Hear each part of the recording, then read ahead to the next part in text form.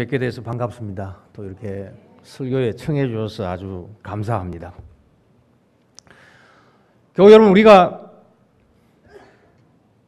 막연한 어떤 위험, 막연한 온갖 위협, 각종 질병, 그리고 예상하지 못한 재해를 당하면서 살아갑니다. 이것이 우리 바깥에서 쳐들어오는 원수일 뿐만 아니라 때로는 사람들이 우리를 무단하게 비방하거나 괴롭히고 핍박할 때도 있습니다. 이것이 또 우리 바깥에서 오는 원수의 모습입니다. 때로는 우리 속에서 이유 없는 불안감이 생깁니다. 그냥 염려가 일어납니다. 온갖 걱정이, 그리고 우리 속에서 아주 나쁜 생각이 일어납니다. 이것은 우리 속에 있는 원수입니다. 우리는 바깥에서 쳐들어오는 원수들 한 치 앞도 알 수가 없습니다. 어떤 일을 당할지 모릅니다. 우리 속에서 일어나는 원수, 우리가 마음대로 조절하거나 장악할 수가 없습니다. 이처럼 우리는 상당히 불확실하게 염려하면서 이 세상을 살아갑니다. 그러나 우리를 피 흘려 사신 우리의 목자 예수 그리스도, 그분 안에서 하나님 아버지께서 행하신 모든 일을 기억하면서 이 모든 원수의 공격, 장래에 대한 불안, 모든 것을 극복하고 우리가 전진할 수 있게 되기를 바랍니다. 이 목자의 인도함과 구원을 받아서 그 목자를 찬송하는 삶이 우리 모든 교우들의 평생에 계속되기를 바랍니다. 대개 시편 23편을 우리가 애송을 많이 하는데요. 아마 시편 가운데 시편 1편, 시편 23편을 가장 많이 우리가 애송을 하지요. 근데 이 시편 23편을 읽으면서 참 목가적이다, 아주 자연 친화적인 그런 찬송이다 생각할 수가 있습니다. 이것은 한편의 시와 같은 장면이다. 이게 기초가 되어가지고 뭐 성화라 하여서 목자가 양을 인도하는 그런 그림도 많이 나와 있습니다. 그러나 이 배경은 뭐냐? 서사시입니다. 개인의 어떤 감정, 개인의 어떤 편안함을 표현한 것처럼 보이지만은 이와 같은 것이 나타나기 위해서는 이 배경이 큰 역사가 과거에 깔려 있습니다. 교우 여러분, 하나님은, 여호와는 나의 목자라고 시편 기자가 말하고 있지만 하나님 여호와는 1차적으로 나의 목자가 아닙니다. 우리의 목자입니다. 그 우리 가운데 한 사람이 되어서 내가 여호와는 나의 목자다, 그렇게 고백합니다. 조상들의 목자였습니다. 조상들을 애굽 땅에서 인도하여 내신 목자였습니다. 이 조상들의, 열조들의 목자 여호와는 이스라엘 민족과 이스라엘 교회의 목자셨습니다. 그래서 그 이스라엘 민족과 교회의 한 사람인 시편 기자가 여호와는 나의 목자다, 그렇게 찬송하고 있습니다. 우리 하나님, 우리 교회와 우리 가정과 우리 각자의 과거와 현재의 목자이실 뿐만 아니라 장래의 목자이시기도 합니다. 그래서 시편 기자는 이 목자께서 장래에도 함께 하시며 장래에도 잔치상을 베풀어 주실 것이고 그 성실과 인자하심이 끊이지 아니하고 인도하여 줄 것을 간증하면서 고백하면서 찬송하고 있습니다. 오늘 이 본문을 가지고서 여호와는 나의 목자시니 내가 부족함이 없으리로라는 제목으로 세 가지를 살펴보겠습니다. 목자가 없는 곳에는 부족함이 왕노릇합니다. 목자가 함께 하신다면 사망의 음침한 골짜기에서도 부족함이 없습니다. 그렇기 때문에 이런 은사를 받아서 늘 은사를 베풀어 주시는 목자를 찬양하는 평생이 되시기를 바랍니다. 목자가 없는 곳에는 부족함이 왕노릇합니다. 가나안을 눈앞에 두고서 하나님 여호와께서 이스라엘에게 이와 같이 약속을 하셨습니다. 우리 신명기 6장 10절에서 11절 말씀을 같이 한번 읽어보겠습니다. 참 읽어보면 어처구니가 없습니다. 손으로 아무런 수고도 하지 아니했는데 엄청난 초장, 쉴만한 물가를 하나님께서 예비해 두고 계십니다. 여기에 바로 여호와의 이레가 나타납니다. 시작.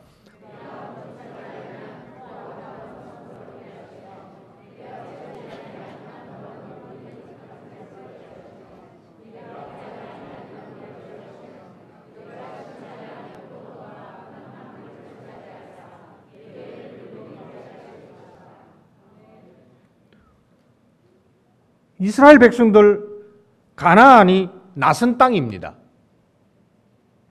광야를 40년 동안 벌을 받아서 뺑뺑 돌았습니다. 그러면서 온갖 일을 다 당했습니다. 여러 가지 위험과 위협, 질병, 그리고 자연재해, 그리고 인근에 살고 있는 기존의 족속들이 방해를 합니다. 이 사람들 겁이 나가지고 돌아가려고 할 겁니다. 그러나 먼저 약속으로 주신 것이 바로 이 푸른 풀밭입니다. 쉴만한 물가입니다. 그러나 그곳에 가기 위해서는 거쳐야 되는 길이 있습니다. 그것이 바로 위험과 위협, 병과 재해, 원수들의 공격입니다. 왜 이렇게 하나님께서 준비해 주시면서 그리고 여호와 이레로서 인도하여 주셨을까요? 그것은 딱 한 이유밖에 없습니다. 신명기 6장 12절 13절 말씀을 보면은 애굽 땅 종되었던 집에서 인도하여 내신 그 여호와를 잊지 말고 그분만을 경외하도록 하기 위한 것입니다. 잘 준비해 두셨으니 거기에서 먹고 눕고 마시고 쉬고 오로지 하나, 그 초장과 물가를 준비해 주신 그분만 섬기고 그분만 경외하는 예배자의 삶을 살아라는 그 명령이었습니다. 여기 인도라는 말, 애굽 땅 종되었던 집에서 인도한다라고 할 때 그 인도라는 말은 목자가 양떼를 양몰이하고 있는 모습을 보여줍니다. 그러나 여기에는 경고가 있습니다. 어떤 경고가 있느냐? 이스라엘 백성들 아무 일 안 했습니다. 아무 수고하지 않았습니다. 그냥 풀밭과 물가를 마련해 주셨습니다. 근데 바로 그 풀밭과 물가에 사람들이 살고 있었습니다. 가나안 사람들이 살고 있었습니다. 그들을 갖다가 쫓아내고 하나님이 이스라엘 백성을 자기 양 따라 해가지고 그 자리를 차지하게 한다면 이거는 부당한 거 아닙니까? 남을 해코지하고 남을 손에 끼치고 남을 쫓아내고 자기 사람을 심는 거, 이거 부당한 거죠. 우리 하나님이 부당한 분입니까?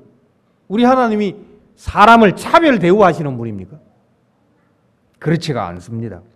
우리 신명기 9장 4절에서 5절 말씀을 한번 읽어보겠습니다. 이게 좀 길어요. 2부 예배 교우들은 숫자가 적어서 그런지 아주 잘 읽었는데요. 그래서 이게 너무 길어가지고 2부에서도 안 읽었는데 잘 읽으셔가지고 3부에는 시간의 제약도 덜 받으니까 읽어야 되겠다 했는데 한번 읽어보겠습니다. 시작.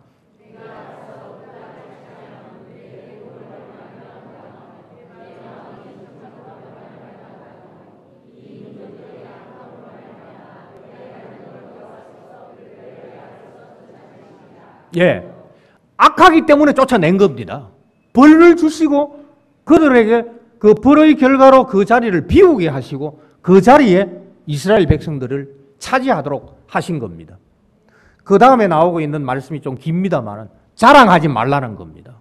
너희도 당할 수가 있다. 너희도 나를 섬기지 아니하면 이들이 쫓겨나는 것처럼 너희도 쫓겨날 수가 있다. 이 경고의 말씀을 하나님께서 이들에게 동시에 해 주셨습니다. 우리 신명기 28장 47절, 48절 말씀을 보겠습니다. 여기에 인도하신 그 분에 대하여 섬김의 자세가 없으면 부족함이 나타납니다. 목자가 없으면 부족함이 나타납니다. 목자를 섬기지 아니하면 푸른 초장도 광야가 되고 그리고 쉴만한 물가에도 완전히 물이 끊어지는 가뭄이 지배하게 되는 것입니다. 함께 읽어보겠습니다. 시작.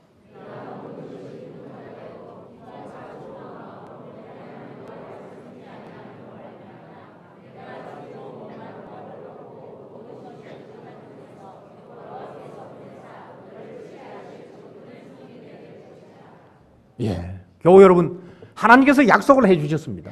그러면 그 약속을 지키시기 위해서 하나님은 빚쟁이가 됩니다. 약속을 지켜주시면 그 약속을 받은 자는 그분을 인정을 해야 됩니다. 여호와는 나의 목자입니다. 내가 이분을 평생 섬기겠습니다. 그와 같은 약속에 대하여서 우리도 약속을 하면서 분명한 자세를 취해야 됩니다. 그렇게 하지 아니할 때 미리 경고를 주시고 그 경고를 누구에게도 예외 없이 적용한다.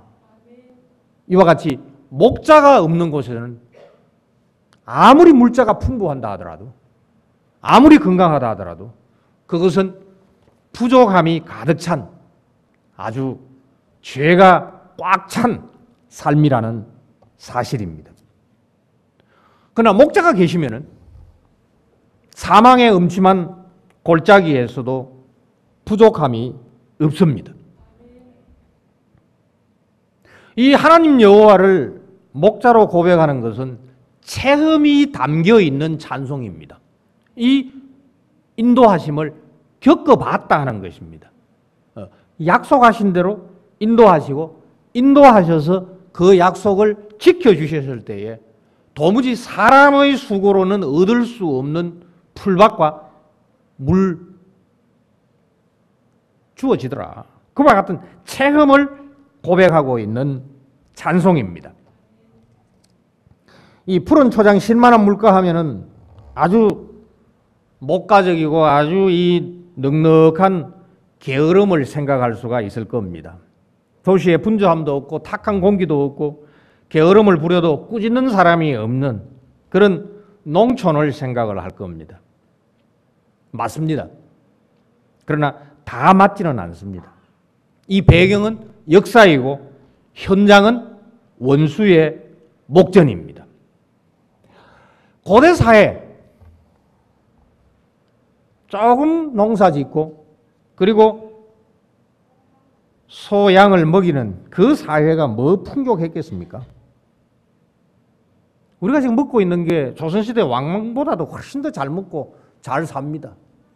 차를 몰고 여수까지 오면서 늘 생각하는 게 내가 조선의 왕보다는 훨씬 낫다. 가마를 타고 여수까지 오려면 며칠이 걸렸고 이 떼약볕에 그게 할 짓이냐. 옛날에 뭐 풍족했기 때문에 이 시인이 내게 부족함이 없다 이렇게 찬송을 하겠습니까? 가난합니다. 궁핍합니다. 원수들이 우글거리고 있습니다. 거기에 평화가 없습니다. 때때로 사망의 음침한 골짜기를 지나가야 됩니다. 그곳은 더 궁핍하고 위험이 더 몰려옵니다. 그런데도 이 시편 기자는 내게 부족함이 없다 고백합니다. 이유는 하나죠. 선한 목자가 있기 때문입니다. 그 선한 목자의 양이기 때문입니다.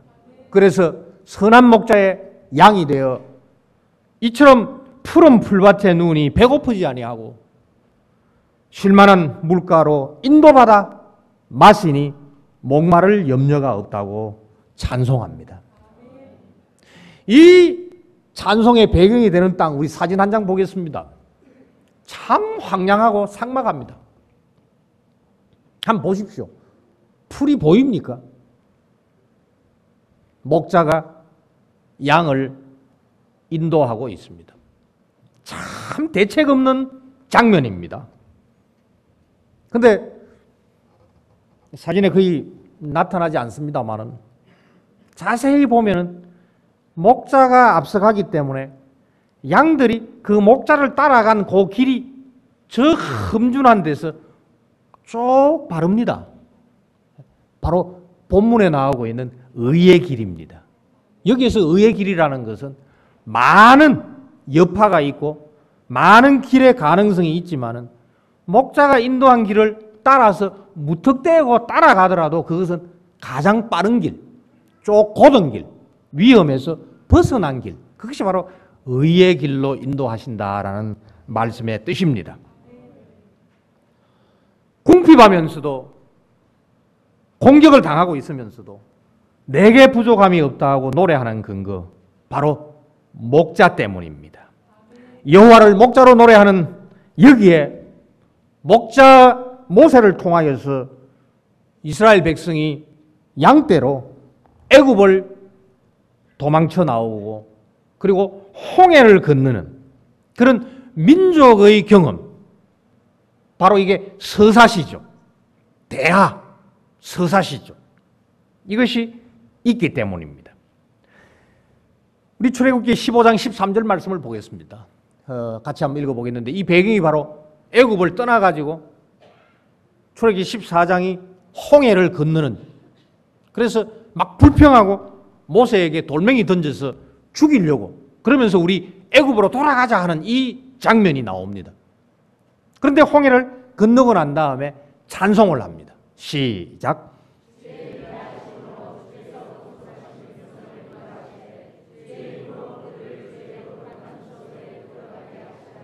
아멘.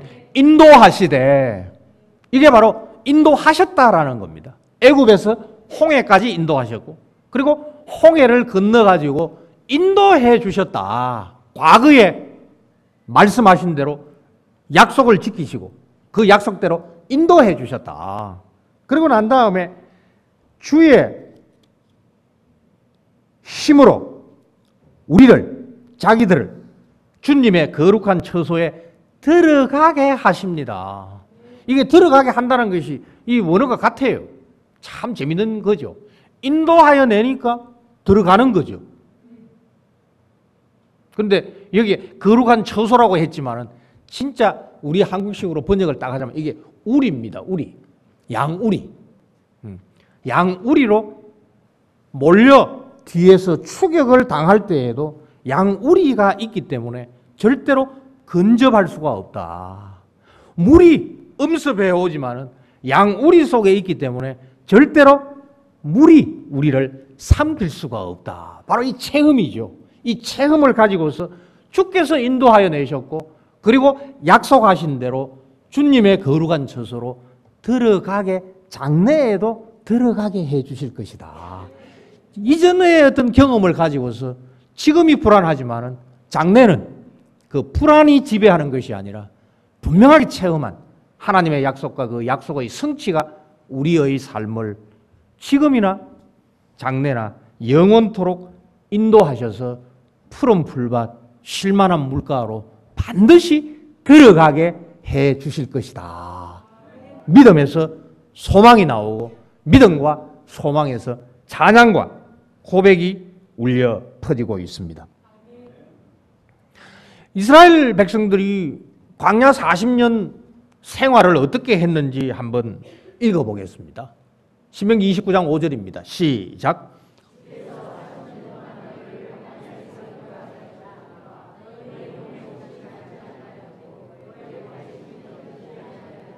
자, 40년 동안 인도하셨다.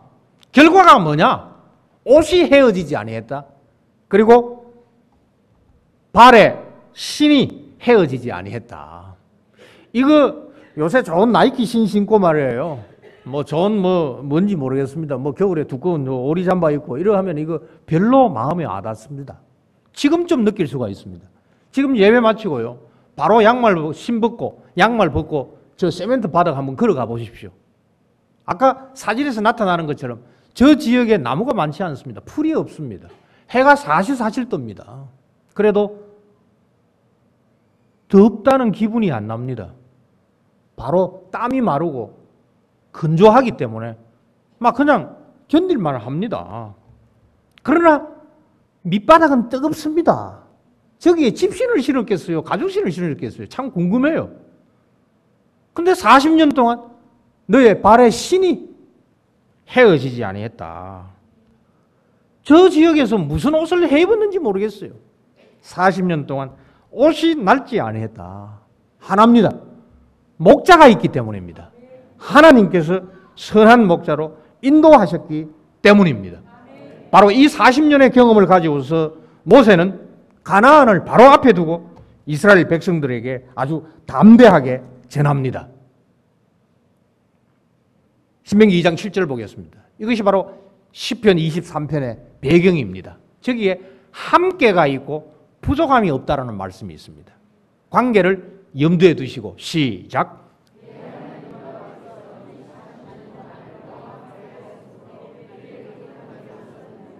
함께 하셨기 때문에 부족함이 없었다는 분명한 설교의 말씀입니다.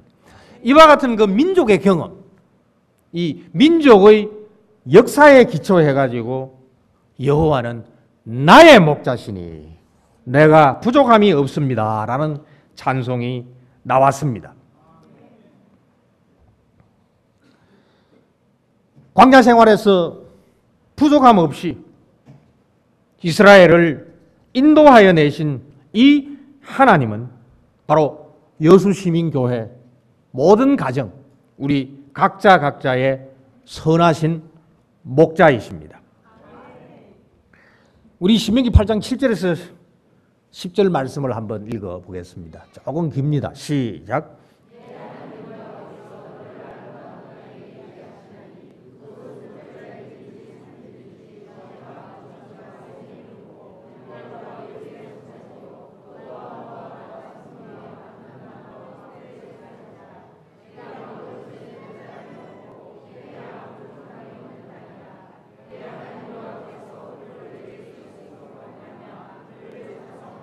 아멘. 주신 것은 뭐냐? 찬송하게 하라는 겁니다. 주신 것은 뭐냐? 불평하지 말고 그리고 남의 밥그릇 넘겨보지 말고 하나님만 찬송하라. 그러면 부족할 것이 없다라는 말씀입니다. 이스라엘 백성들을 하나님께서 인도하실 때에 젖과 꿀이 흐르는 땅이라고 했지만 왜 아까 사진과 같은 그런 땅이 나오죠? 그런 땅도 있습니다. 그런데 이 이후에 나오는 사사기를 보면 진짜 젖과 꿀이 흐르는 땅은 가나안 사람들이 있어가지고 그 가나안 사람들이 삼손을 갖다가 들일라 보내가지고 유혹하고 그 땅을 이 이스라엘 백성들이 차지하지 못한 거예요. 여전히 그 땅에 있는 그 관영한 죄, 그것을 하나님의 사사가 본받고 거기에 빠진 겁니다. 왜 이방 여자하고 결혼을 합니까? 왜 이방 여자에게 들어갑니까? 결국은 하나님이 주신 것을 하나님께서 주신 목적을 따라 누리지도 못하고 찬송하지 못할 때에 남의 밥그릇이 더 좋아 보여가지고 그쪽으로 기울고 있기 때문에 결국은 벌을 받은 상태에서 이 좋은 하나님의 푸른 풀밭, 쉴만한 물가를 갖다가 누리지 못하는 장면이 이스라엘 역사에서도 계속 나타나고 있습니다. 사랑하는 교우 여러분, 본 시편 기자 이런 이스라엘의 후손이고 민족 교회의 교인입니다. 그런 여호와를 교회 교인의 한 사람으로 나의 목자라고 불러도 됩니다. 조상들이 광야에서 겪었던 이 경험, 시편 23편 시인도 경험을 합니다. 시인의 삶이 뭐냐? 한마디로 광야 길과 같습니다. 시인도 이와 같이 광야 같은 사망의 음침한 골짜기를 통과하지만은 그에게는 부족함이 없다라는 찬송이 있습니다. 사망의 음침한 골짜기. 우리 지금 번역은 사망의 그늘진 골짜기라고 했는데 사실은 그늘진도 맞고 음침한 것도 맞습니다. 이 떼약볕에 구름이 몰려오면은 그늘집니다. 그래서 부정적이지 않습니다. 이 가뭄에 구름이 몰려오면은 구름이 그늘을 만들면은 이것은 비가 오는 희소식입니다. 그늘졌다 해가지고 음침하지는 않죠. 그러나 이 음침하다라는 말은 그늘진 것을 포함하지만 그것보다 더 큰 어떤 위협, 불안, 공포, 우리를 향해서 돌진해 오고 있는 막연한 어떤 그 두려움, 그것을 여기에서 표현을 하고 있습니다. 왜 우리가 사망의 음침한 골짜기에 빠지지요? 우리는 100마리 그 양을 생각을 합니다. 한 마리 양이 목자와 양떼를 떠났습니다. 그래서 우리 시편 23편을 읽으면서 그 예수께서 말씀하신 그 한 마리 잃어버리면 그 양의 비유를 갖다가 대입을 시켜요. 그럴 수가 있습니다. 목자를 떠나면 양이 결국은 부족함으로 인하여서 목말라 죽어버리고 배고파 죽어버릴 수밖에 없습니다. 그게 벌입니다. 목자를 떠나서는 안 됩니다. 맞습니다. 우리 시편 107편 10절을 보겠습니다. 거기 보면은 사망의 음침한 골짜기에 왜 왔느냐? 하나님 섬기지 않았기 때문입니다. 시작.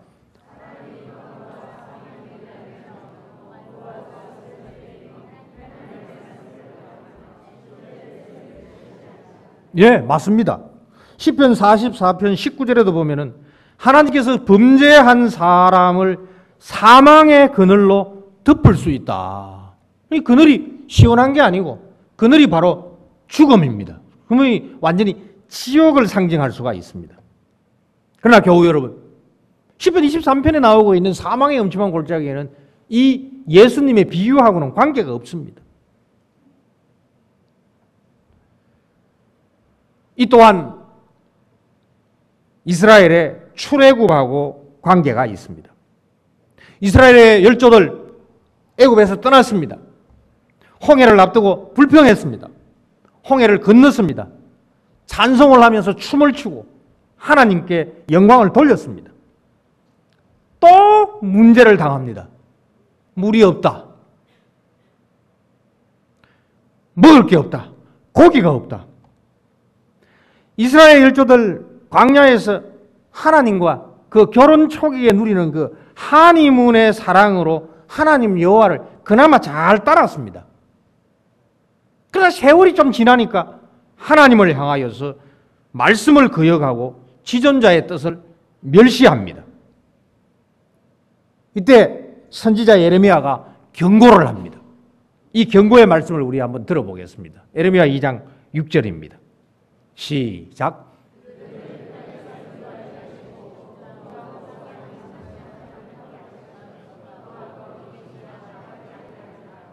예, 여기에서도 죄에 대한 벌, 그리고 벌을 주기 위한 경고의 말씀을 하고 있습니다만 여기에서 나온 중요한 뜻은 뭐냐?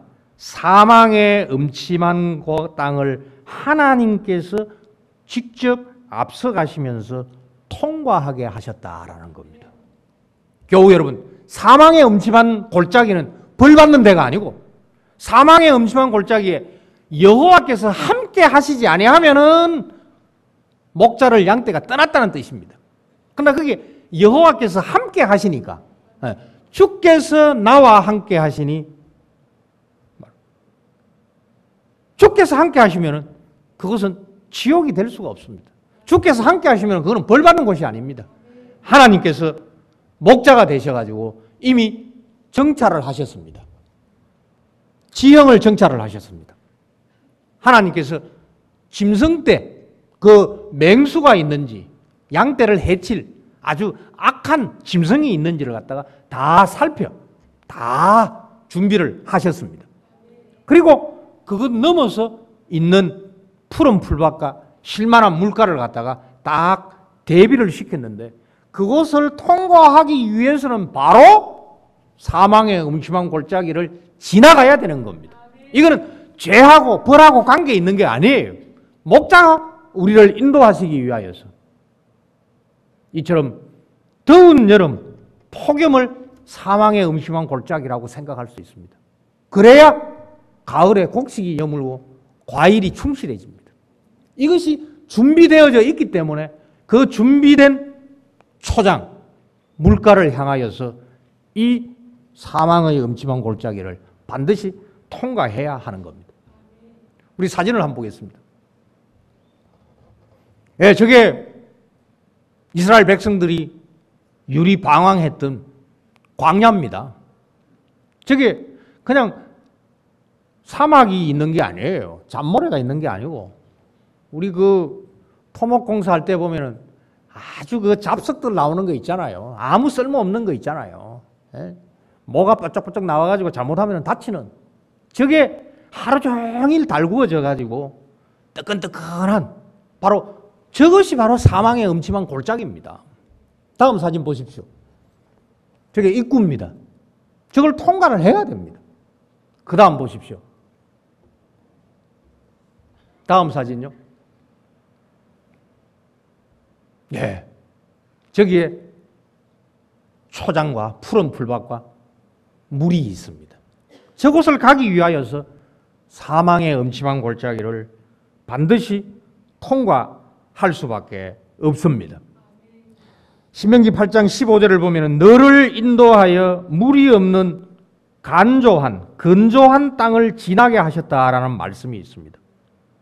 교우 여러분, 비록 그것이 사망의 음침한 땅이라 한다 하더라도 하나님께서 목자였기 때문에 이스라엘은 푸른 풀밭, 쉴만한 물가, 자기들이 손으로 수고하지 아니한 가나안 땅에 입성할 수가 있었습니다.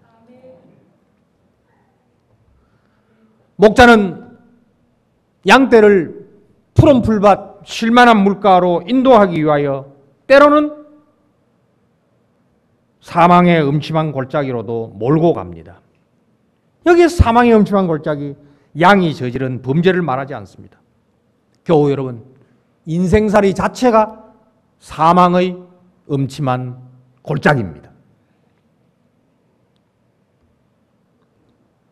우리의 선한 목자 지팡이와 막대기로 우리를 안심시켜 주십니다.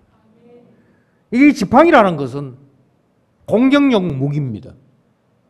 지팡이는 지형과 짐승을 잘 정찰한 목자가 짐승떼가 쳐들어올 때에 그 짐승떼를 쫓아내야 됩니다. 양떼를 보호하기 위하여서 짐승떼를 몰아내기 위한 공격용 무기가 바로 지팡이입니다. 그렇기 때문에 이 원수가 양떼에게 절대로 접근할 수가 없습니다. 양떼를 사로잡을 수가 없습니다. 양떼를 지배할 수가 없습니다. 이것은 짐승떼만을 얘기하는 것이 아닙니다. 초대에서 말씀드렸던 것처럼 온갖 위협과 위험, 질병과 이와 같은 자연재해, 심지어 사람의 모습으로 나타나고 있는 이것을 다 묶어서 원수, 그 원수를 절대로 접근하지 못하도록 막아내는 공격용 무기가 우리의 선한 목자 하나님의 손에 쥐어 있기 때문에 그 목자 뒤를 따라갈 때 양떼는 안심할 수가 있는 겁니다. 막대기가 뭐냐? 막대기는 다독거리는 겁니다. 이와 같은 지팡이로 양떼를 갖다가 다독거릴 수가 없어요. 그럼 양떼 맞아 죽는 겁니다. 어머니가 아이를 재우기 위해서 때립니까? 다독거리죠. 이게 때리는 것처럼 보이지만은 이것은 아이에게 안위를 주는 겁니다. 우리의 목자의 손에 한편은 지팡이가 있고 다른 한편에는 막대기가 있습니다. 이 양우리에 있는 양이 속에서 나오고 있는 정욕, 욕심, 나쁜 마음으로 그 안에서 싸우려고 할 때, 거기에서 편안을 가지지 못할 때 다독거리면서 그를 아주 순한 양으로 만드는 그 선하신 목자의 다독거림이 바로 이 막대기입니다. 사랑하는 교우 여러분, 우리는 반드시 사망의 음침한 골짜기를 통과하도록 선한 목자가 우리를 인도하십니다. 이때 기억하십시오. 선한 목자 손에 쥐어있는 막대기가 모든 원수의 공격으로부터 우리를 보호해 주신다. 거기에서 끝나지 아니하고 자기의 막대기로 우리를 다독거려 주셔서 자기가 예비하신 푸른 풀밭, 쉴만한 물가로 반드시 안전하게 우리를 인도하여 주신다. 이 사실을 분명하게 기억하고 믿을 수 있게 되기를 바랍니다. 교우 여러분, 우리의 삶이 얼마나 풍족하기 때문에 내게 부족함이 없다고 노래할 수 있겠습니까? 우리 모두가 건강하기 때문에 우리 가운데 병자가 한 사람도 없고, 그래서 우리 가운데 의사도 없고 약사도 없기 때문에, 그래서 우리 중에는 질병이라는 것은 도무지 없기 때문에 우리에게는 부족함이 없다, 이렇게 찬송하고 고백할 수 있겠습니까? 우리 중에 경제적인 어려움이 아무도 없다, 우리에게 염려와 근심이 아무에게도 없다, 우리를 해코지 하는 사람도 없고 쓰나미도 없다, 지금과 같은 폭염도 없고 가뭄도 없다, 그렇기 때문에 내게 부족함이 없다, 이렇게 진심으로 자랑하면서 떠벌릴 수 있는 사람이 우리 가운데 누가 있겠습니까? 사망의 음침한 골짜기에서는 온갖 것들이 우리를 다 공격합니다. 질병이 옵니다. 가뭄도 옵니다. 일자리가 위협을 받을 수도 있습니다. 그러나 이런 것을 다 뭉뚱그려서 이런 원수가 우리에게 몰려온다 할지라도 이것들이 우리의 주인이 아니라는 사실입니다. 이것들을 주목하지 마시기를 바랍니다. 선한 목자만을 주목하시기를 바랍니다.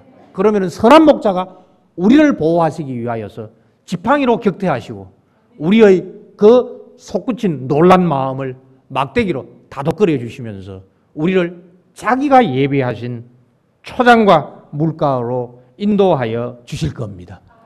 그래서 우리가 함께 예배드리는 게 중요합니다. 서로 위로하며 격려하고 서로 좌절하고 고민에 빠져 있는 자에게 하나님이 선한 목자라는 것을 서로에게 전해주시면 어깨를 이렇게 마주할 수 있는 바로 이 예배가 하나님 선한 목자를 경외하고 찬송할 수 있는 자리이니 이 예배 자리에 오신 모든 교우들은 복된 분들입니다.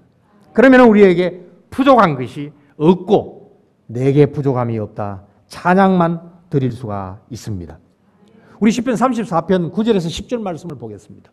저 말씀을 보시면서 야, 성경에 어떻게 시편이 저렇게 성경이 저렇게 해석을 하는구나, 시편 23편의 내용이 어떻게 이렇게 34편에 다 들어있느냐, 잘 보시기를 바랍니다. 시작.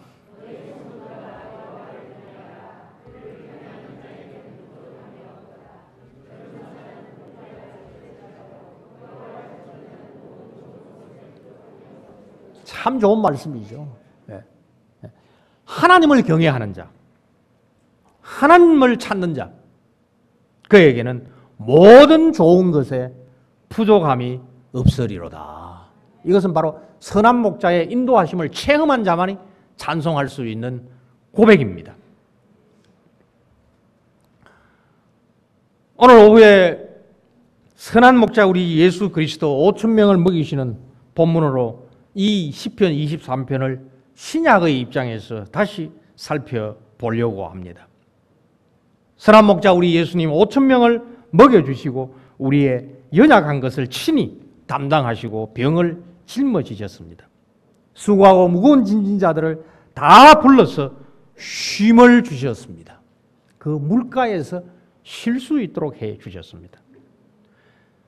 이 선한 목자 예수님이 우리를, 그리고 그 속에서 우리 각자 나를 모든 부족함이 없이 채워주시고 모든 질병으로부터 보호하시며 원수의 해코지로부터도 지켜 해방시켜 주실 것입니다. 비록 우리가 사망의 음침한 골짜기를 지금 걷고 있다 한다 할지라도 목자가 우리의 손을 붙잡고 있는 한 우리는 항상 승리할 것입니다. 우리 모두 이 목자께서 원수의 목전에서 베푸시는 잔치상을 받아 풍족하게 먹고 그리고 누리고 즐기시기를 바랍니다. 우리 시편 104편 14절 15절 말씀을 보겠습니다. 시편 104편 14절에서 15절.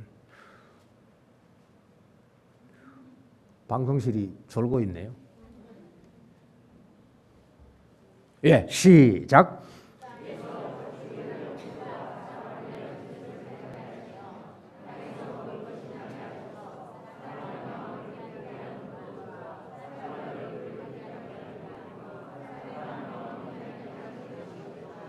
예, 이게 바로 시편 23편을 또 다른 각도에서 보고 있는 겁니다. 먹을 것이 풍족하고 그것으로 인하여서 얼굴이 윤택해지는 것. 이것은 그야말로 우리를 양떼로 비유하고 우리가 농부가 되어가지고 정말로 손으로 기경해가지고 먹을 것이 풍성하다라는 그 의미뿐만 아니라 바로 이 자리입니다. 영의 양식.